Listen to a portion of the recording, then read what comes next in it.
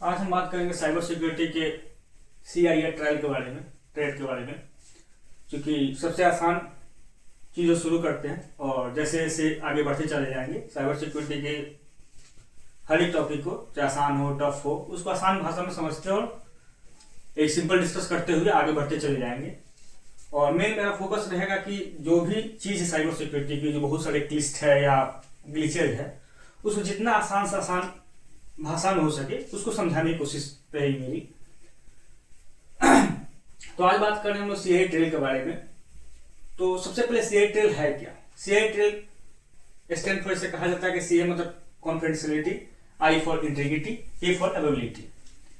यूँ थोड़ा देसी भाषा में बात करें तो कॉन्फिडेंशियलिटी दैट मीन्स इसकी गोपनीयता क्या है, इंटीग्रिटी अखंडता क्या है, अवेबिलिटी उसकी उपलब्धता क्या है। तो सबसे पहले CIA ट्रेल को बनाने से पहले हम इसको बता दें कि इसकी इतनी उपयोगिता क्यों है, इसकी क्यों जरूरी है जानना इसके बारे में।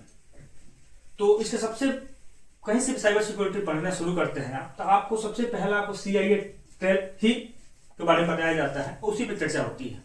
इसका कारण क्या है कि चाहे साइबर सिक्योरिटी जैसे डिजिटल वर्ल्ड बढ़ता जा रहा है और उस हिसाब से डिजिटल स्पेस बढ़ता जा रहा है और डिजिटल खतरा और डिजिटल अटैक यही तो साइबर सिक्योरिटी अटैक भी उसी हिसाब से बढ़ते चले जा रहे हैं।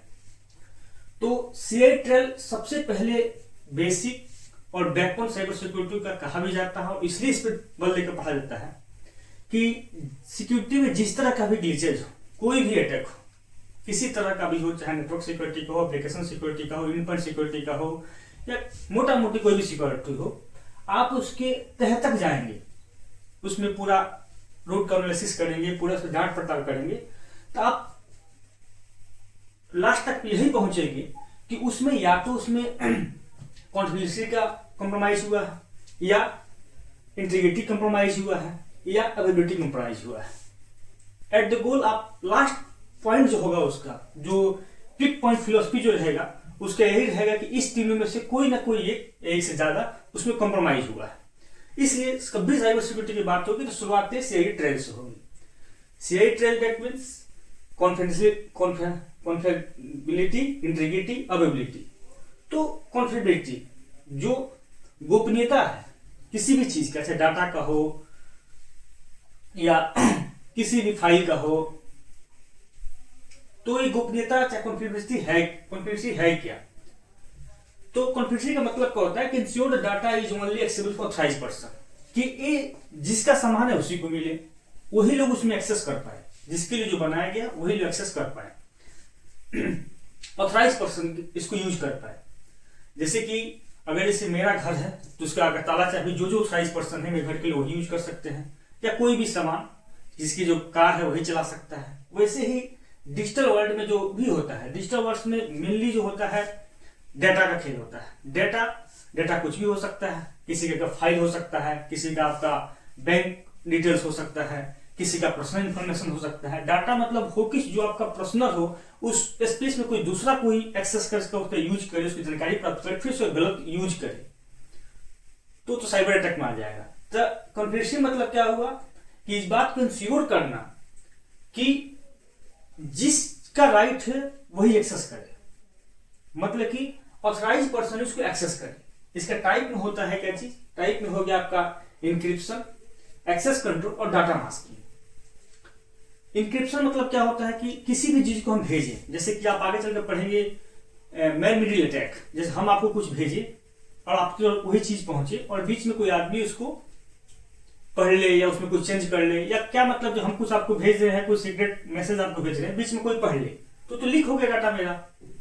तो उसके लिए इंक्रिप्शन का यूज किया जाता है। इंक्रिप्शन मतलब क्या होगा कि उसको अलग तरीके से उसको कोड करके या जैसे भी करके उसको एज इट इज ना भेज के एक विशेष तरह से उसको पैटर्न में लिख के फिर इसको दूसरे भेजा जाता है। कि बीच में आपको अगर मिलता भी है तो जैसे कुछ लिखा गया है, हम आपको मैसेज किए कि मुझे कंप्यूटर चाहिए, और बीच में वो मैसेज को बीच में पाइपलाइन में लिखा गया है XYZ एवरीथिंग। तो XYZ कोई बड़ा सा XYZ 1 2 3 4 5 8 10 15 फिर YZ PQR, तो उससे क्या ही पता चलेगा, जो मेन में जो मैसेज देख भी लेगा तो हो गया इंक्रिप्शन। एक्सेस कंट्रोल का मतलब है एक्सेस को सिर्फ आगे चल के इसमें पढ़ेंगे, बहुत बड़ा एक टॉपिक है आईएम एक टॉपिक आता है एक्सेस कंट्रोल पे ही होता है, उसको हम भी बाद में चर्चा करेंगे डिटेल्स रूप में। यह एक्सेस कंट्रोल का मतलब हम ये समझ लें कि राइट टाइम पे राइट पर्सन को राइट ऑथराइज ही होना। जैसे एक मैनेजर है, उसको एक अलग पावर है, वो अलग अलग एक्सेस कर सकता है, उसको अलग फाइल दे सकता है, कर सकता है, लेकिन वो डायरेक्टर का फाइल नहीं दे सकता, उसकी अथॉरिटी नहीं है। तो वही है कि एक्सेस कंट्रोल, राइट पर्सन को राइट एक्सेस ही देना। जैसे कि एचआर वाला को सिर्फ सैलरी देखेगा, वो उसको सैलरी देखेगा, किसका कितना सैलरी जा रहा है, आपके कलीग को नहीं मालूम है, चाहे फाइनेंस वाला को नहीं मालूम है कि जो है किसकी सैलरी क्या है, लेकिन एचआर को मालूम है। तो एक्सेस कंट्रोल का मतलब एक पर्टिकुलर मैनर में एक्सेस कंट्रोल देना कि ऑथराइज पर्सन को ही मिले और राइट पर्सन को ये पता हो कि हम क्या क्या हमारा अधिकार क्या है, कितना हम एक्सेस कर सकते हैं। जैसे कि एक डायरेक्ट कंपनी में डायरेक्टर हो गया, उसका वर्क स्पेस ज्यादा है तो उसको ज्यादा राइट्स होंगे, जो कंसल्टेंट है उसका कम होंगे, जो मैनेजर होगा उसका कम होगा, कंसल्टेंट से ज्यादा हो डायरेक्टर से कम होगा। तो मतलब किसको होगा एक्सेस कंट्रोल, मतलब एक ऐसा बैकग्राउंड तैयार करना, ऐसा इन्वायरमेंट होना कि उसमें हमको पता हो किसको कितना राइट देना है। ठीक होगा। डाटा मास्क, फिर डाटा मास्किंग दैट मीन्स कि हम डाटा को मास्क करें। मास्क करने में मतलब क्या चीज, जैसे कि आप कहीं आप आता है कि ओटीपी, तो बोला गया आपका रजिस्टर मोबाइल नंबर दीजिए, तो लास्ट का 4 डिजिट दिखता है और उसके पहले क्रॉस किया रहता है, मतलब डाटा को मास्क किया हुआ है। एटीएम कार्ड नंबर जैसे होता है कि आप लेकर आपका लास्ट के 16 डिजिट समथिंग कुछ डिजिट का है, तो लास्ट का 49528 दिखाएगा और पहले का क्रॉस किया रहेगा, तो उसको डाटा मास्किंग, उसको मास्क किया रहेगा। इसका इंपॉर्टेंस क्या होता है, प्रिवेंट अनऑथराइज्ड एक्सेस और डाटा प्राइवेसी। मतलब कि इससे होगा कि हम उन हर अनऑथराइज्ड लोगों को करें, जिसको प्रिवेंट करें उसको उस एक्सेस न मिले। कि अगर हम मार्केटिंग किया तो हमको एचआर का डिटेल्स डाटा न मिले, हमको देखने को न मिले, तो उसको हम प्रिवेंट करते, उसको रोकते हैं। दूसरा डाटा प्राइवेसी क्या है कि जिसका अपना अधिकार है, जिसका अपना डाटा वही एक्सेस करे। जैसे हमारा अगर बैंक डिटेल्स तो उसको हम ही देखें, उसको दुनिया को देखे नहीं ना देख पाए, तो डाटा प्राइवेसी। दूसरा आता है इंटीग्रिटी, अखंडता।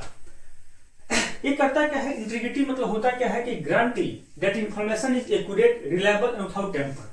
मतलब हम जो मैसेज करें वो रोज फॉर में वही मैसेज आपको मिले, उसमें किसी प्रकार का छेड़छाड़ ना हो, एकदम एक्यूरेट हो, कोई मिलावट नहीं हो, कोई टेम्पर किया हुआ डाटा ना हो। जैसे मैं आपको भेजूं कि मेरा पासवर्ड 455 समथिंग है, 455 है, तो वहां पे ये नहीं कि 40405 पहुंचे या 455 पहुंचे, ऐसा कुछ कोई टेम्पर नहीं भेजिए, एज इट इज जो भेजे वही पहुंचे आपको। इंटीग्रिटी का मतलब ये होता है, अखंडता का मतलब कि जो हम मैसेज करें एज इट इज वही पहुंचे, न उसमें कोई बदलाव हो, न उसके फ्लेवर में कोई चेंज हो, भाषा में चेंज हो, और न उसमें किसी प्रकार टेम्पर किया हो, न ही उसको बदला जा सके, एज इट इज वही पहुंचे, वो है इंटीग्रिटी। गारंटी दैट इंफॉर्मेशन और डाटा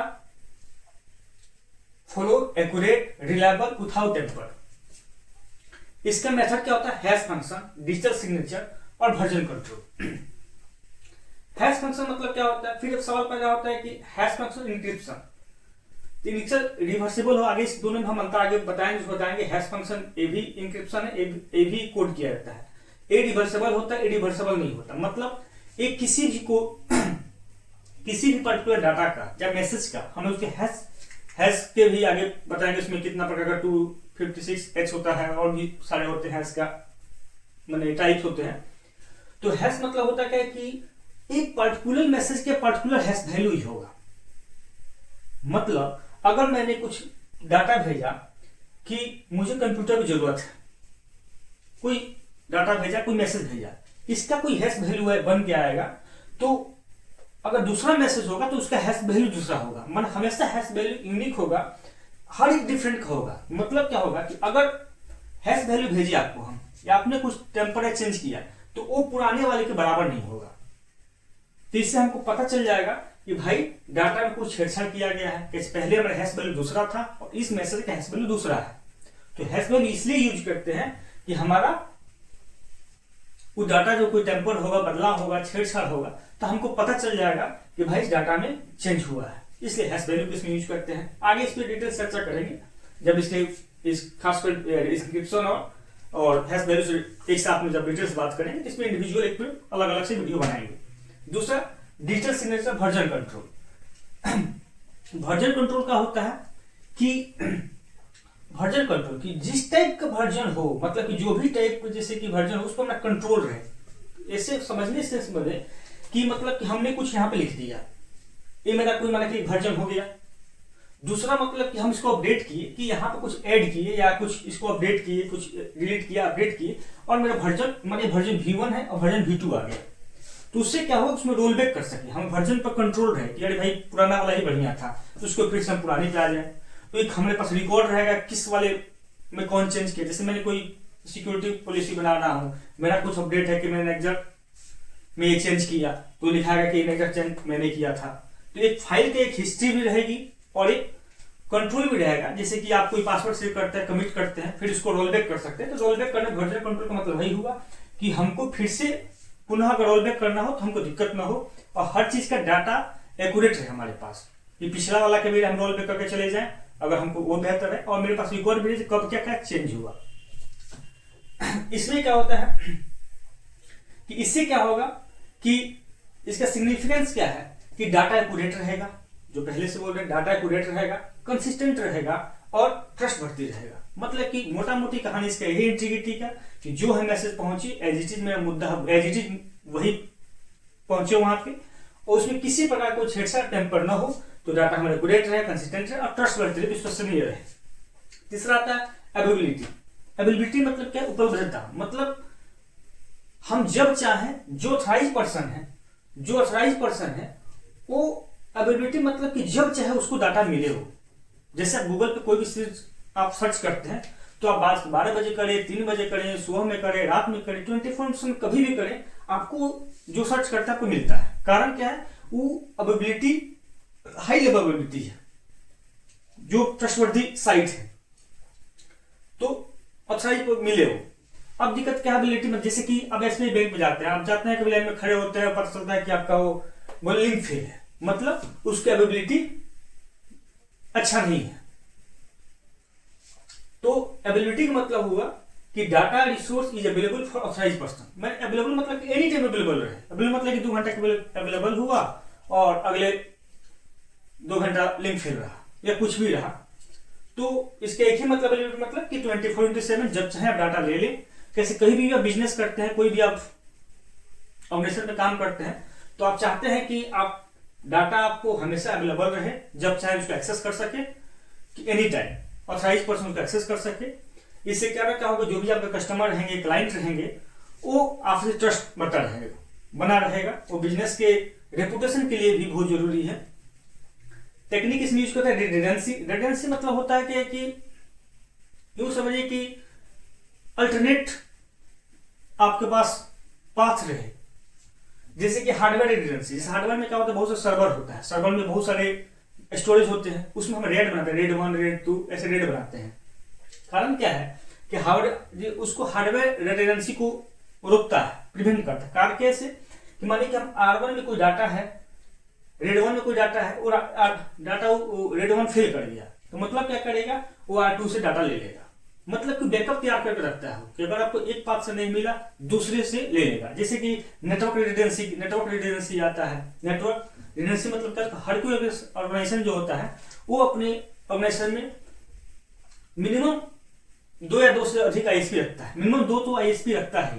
आईएसपी मतलब इंटरनेट सर्विस प्रोवाइडर। जैसे कि मानिए हम एक आईएसपी एयरटेल के ले लिए और एक टाटा के ले लिए या एमपीएलएस ले लिए, ठीक, जब पीजीसीएल ले ली, एक पीजीसीएल ले ली, एयरटेल ले ली। इसका मतलब क्या होगा कि सिंपल सा नेटवर्क का फंडा क्या होता है कि नेटवर्क आया, हमारे राउटर पे आया और आईएसपी आया, राउटर पे, राउटर से फायरवॉल पे गया, फायरवॉल से स्विच पे गया, स्विच से फिर पूरे ऑफिसर नेटवर्क में हम उसको लैन पे उसको बांट देते हैं। लेकिन सोच के देखिए कि अगर रिडंडेंसी नहीं रहेगी और किसी ने आईएसपी को उसको फिजिकली कट कर दिया, तो एक वो कट करने से पूरा या कट कर दिया या किसी तरह से फेल कर गया लिंक, तो हम पूरा नेटवर्क बैठ गया, किसी का इंटरनेट नहीं चलेगा। तो उससे बचने के लिए 2 रिडंडेंसी रखते हैं कि मतलब एक से रिडेंडेंसी आया, अगर वो फेल भी कर गया तो दूसरा एसपी हमारा बैकअप में रहेगा, उसको चालू करेगा, इसलिए इसका रिडेंडेंसी यूज करते हैं अवेलेबिलिटी के लिए। एक और समझने के लिए कि एक ही एप्लीकेशन डिफरेंट सर्वर पे चलते रहते हैं। कारण क्या होता है कि अगर एक सर्वर फेल भी कर जाए तो बैकअप में हमारा दूसरा सर्वर है एप्लीकेशन वहां से एक्सेस हो सके। सिर्फ एक कंसेप्ट मास्टर स्लेव का, कि मास्टर पर ऑलरेडी काम करता है, किसी प्रकार का उसमें दिक्कत होता है तो सेम कॉन्फ़िगरेशन हम स्लेब उसका शुरू हो जाता है। नेटवर्क को फिर बात करेंगे, डाटा सेंटर में यूज होता है तो इसमें बात करेंगे। अब हो गया रिडेंडेंसी, बैकअप वही हर चीज के डबल फाइल रखते हैं, बैकअप रखते हैं। जब भी कोई दिक्कत होगी तो हम उसको वहां से रिकवर करें। जैसे डाटा सेंटर में हम बहुत सारे वहां पर डाटा और सर्वर यूज करते रहते हैं, लेकिन उसके बैकअप के लिए हम डीआर का यूज करते हैं। डीआर जैसे डाटा सेंटर से उसका भी गाइडलाइन होता है कि बहुत इतना कम से कम आसपास ना हो, दूरी पर हो। जैसे कि यहाँ पर दिया गया है डिजास्टर रिकवरी प्लानिंग, कि डाटा सेंटर मानिए आपका 400-500 किलोमीटर दूरी पर हो, कि एक डाटा सेंटर किसी भी नेचुरल डिजास्टर में वो खराब हो जाए तो हम backup DR, data recovery P होता है, डीआरपी जो है डाटा रिकवरी प्लान जो होता है हम वहां से डाटा को रिकवर कर पाए। ये होता है अवेलेबिलिटी, मतलब कि डाटा हमको हमेशा अवेलेबल रहे। इससे टेक्निक इसके कैसे रिडेंडेंसी के यूज करते हैं, मतलब अल्टरनेट ऑप्शन रखते हैं, बैकअप रखते हैं और डिजास्टर रिकवरी प्लानिंग रखते हैं। पर्पज क्या होता है कि ensure that the service and data are available access whenever need. इसका पर्पज भी यही रहता है कि जब भी हमको एक्साइज पर्सन की जरूरत पड़े और तो वो जब भी जरूरत पड़े उसको एक्सेस कर पाए और एनी टाइम अवेलेबल हाई रहे। इसका फायदा यह है कि हमारा जो भी कस्टमर है, क्लाइंट रहेगा, चाहे नॉर्मल आम जो भी लोग हैं, उसको एनी टाइम अवेलेबल है, उसको ट्रस्ट बना रहे और उसको जब जरूरत पड़े उसको डाटा मिलता रहे। सिंपल से एक होता है जैसे कि अटैक वेक्टर और अटैक सर्वर्स, हमेशा कंफ्यूजिंग वर्ड होती है अटैक वेक्टर और अटैक सर्वर। अटैक वेक्टर का मतलब क्या होता है कि हमला करने जैसे कि कोई भी अटैकर हो गया, अटैक वेक्टर, इसका मतलब होता है कि जब भी वेक्टर का जब वर्ड आता है तो वेक्टर जब भी, जैसे कि आप 12th में पढ़े होंगे, वेक्टर का मतलब होता है कि ऐसा फिजिकल क्वांटिटी जिसमें कि मैग्नीट्यूड और डायरेक्शन हो, मतलब कि डायरेक्शन की जब भी बात आएगी प्रॉपर पाथ को फॉलो करें। अटैक वेक्टर मतलब क्या हुआ कि हमला करने का तरीका, स्पेसिफिक रास्ता क्या है, अटैकर का स्पेसिफिक तरीका क्या है, उसका रास्ता क्या है, वो आ जाएगा अटैक वेक्टर में। अटैक सरफेस क्या होता है, अटैक सरफेस होता है वो पूरा एक्सपोजर, सिस्टम का पूरा एक्सपोजर, या समझिए कि कुछ कमजोरियों का क्षेत्र या पूरा उस एक्सपोजर ही मिल जाए उसको। जैसे कि अटैक वेक्टर में जैसे फिशिंग हो गया, एक तरीका हो गया। अटैक सरफेस में हो गया, एग्जांपल से ईमेल हो गया, यूजर्स हो गया, सर्वर हो गया, मिल गया।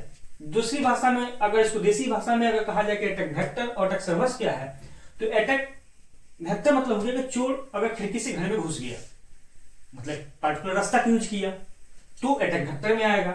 और अटैक सरफेस क्या हो सकता है, क्या उस घर में घुसने के बस खिड़की थोड़ी है, दरवाजे से जा सकता है, छत से आ सकता है, खिड़की से आ सकता है। तो ये पूरा अटैक सरफेस हो गया कि क्या क्या अवेलेबिलिटी है, और अटैक वेक्टर में पर्टिकुलर रास्ता जो अटैकर को हुआ है। तो आज यही था, हम ऐसे धीरे धीरे चलते रहेंगे। जो भी साइबर सिक्योरिटी के जो टॉपिक है, हमारा टारगेट ये रहेगा कि हम डेली कुछ कुछ बातें करें और धीरे करते करते करते करते आसान से टफ की ओर बढ़े और जितना आसान भाषा में हो सके इसको समझें और आगे बढ़े।